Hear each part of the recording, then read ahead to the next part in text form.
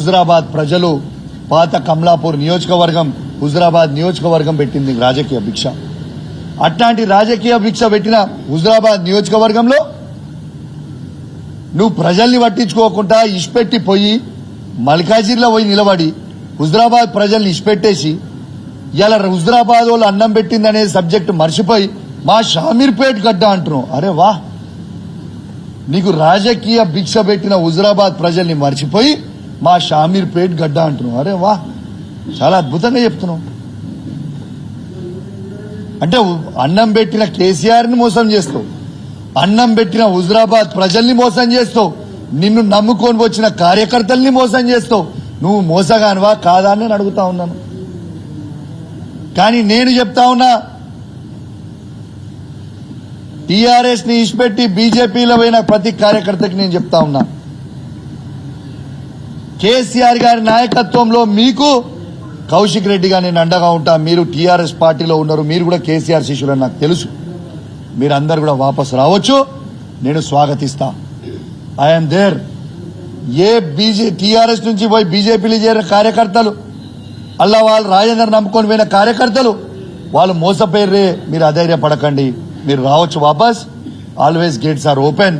TRS party KCR నాయకత్వంలో మళ్ళా మిమ్మల్ని కాపాడుకునే బాధ్యత ఈడ ఉన్న శాసనసభ్యునిగా, బాధ్యత కలగా బీఆర్ఎస్ పార్టీ నాయకుడిగా మీ అందరు కూడా హామీ ఇస్తున్నా. ఎవరు అధైర్యపడాల్సిన అవసరం లేదు. ఇంకోటి పెద్ద డైలాగ్ కొడుతుండు, నా చరిత్ర తెలుసా అంటుండు. అరే నీ చరిత్ర ఎవరికి తెలియదా? ఇదో పెద్ద జోక. ఏం చరిత్ర నీ చరిత్ర? నీ చరిత్ర ఒక మోసపు చరిత్ర. నువ్వు ఒక మోసగానివి. ఆ చరిత్ర చెప్తా ఇను, మంచిగా చెప్తా. నీ చరిత్ర తెలుసాను, నీ చరిత్ర ఏందో నేను చెప్తా మంచిగా ఇను.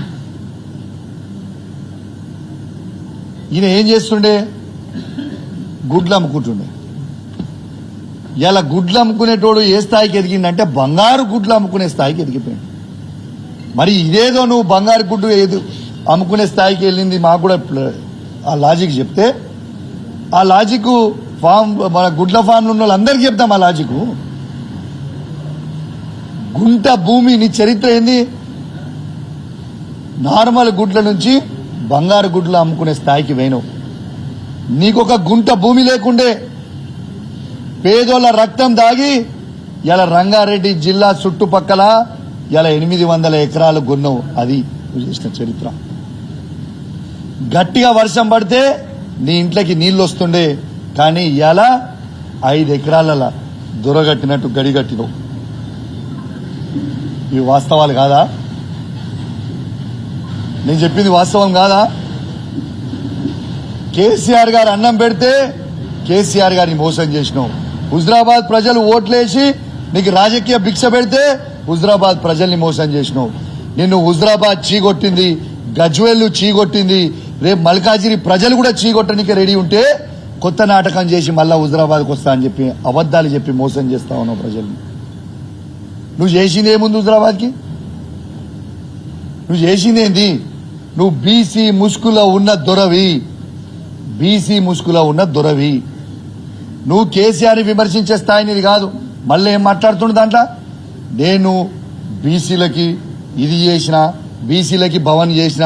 నువ్వు భవన్లు నువ్వెట్లా కడతావో నాకు అర్థం కాదు. ముఖ్యమంత్రి కేసీఆర్ అయితే కేసీఆర్ భవనాలు కడతారు తప్పితే నువ్వేడా భవనం కడతావు? నువ్వు భవనాలు కట్టాను కదా బీసీల రాష్ట్రానికి. రాష్ట్రం తీసిపెట్టి పక్కకు పెడదాం. ఈ హుజరాబాద్ నియోజకవర్గంలో మండల్ హెడ్ క్వార్టర్లలో ఏ ఒక్క బీసీ భవనం అన్నా నువ్వు కట్టింది నాకు చూపిస్తావా? ఒక్క బీసీ భవనం నువ్వు కట్టింది చూపిస్తావా? నువ్వు బీసీల మీద ఏదో బాగా ప్రేమ ఉందని చెప్తున్నావు. ఒక్క బీసీ భవన్ హుజరాబాద్ నియోజకవర్గంలో హెడ్ క్వార్టర్లో ముదిరాజ్ బిడ్డలకైనా, యాదవ బిడ్డలకైనా, కురుమల బిడ్డలకైనా, గౌడ బిడ్డకైనా, పద్మశాలి బిడ్డలకైనా, ఎనీ బీసీ కమ్యూనిటీ రజక బిడ్డలకైనా ఒక్క కమ్యూనిటీ హాల్ నువ్వు హుజరాబాద్ హెడ్ క్వార్టర్లో కట్టించింది చూపిస్తావా? హుజరాబాద్ లో కట్టుడు శాతగాలే కానీ రాష్ట్రంలో కట్టినట్టు. అరే వా, సిగ్గు లేకుండా మంది పుట్టిన బిడ్డలు నాకు పుట్టిరని చెప్పుకుంటున్నట్టు ఈటల రాజేందర్ గారి వ్యవహారం అట్లా ఉంది. బాజాబ్తు బీసీలకి ఆత్మ గౌరవానికి ఎవ్వరు ఊహించుకోని విధంగా ప్రతి కులానికి కేసీఆర్ గారే కట్టించారు బీసీలకి. గుర్తుపెట్టుకోండి, ఇది వాస్తవం. దిస్ ఈజ్ వాస్తవం. ఇలా ఈటల రాజేందర్ గారు ఏదో నేను బీసీ నాయకుడు అని చెప్తుండు.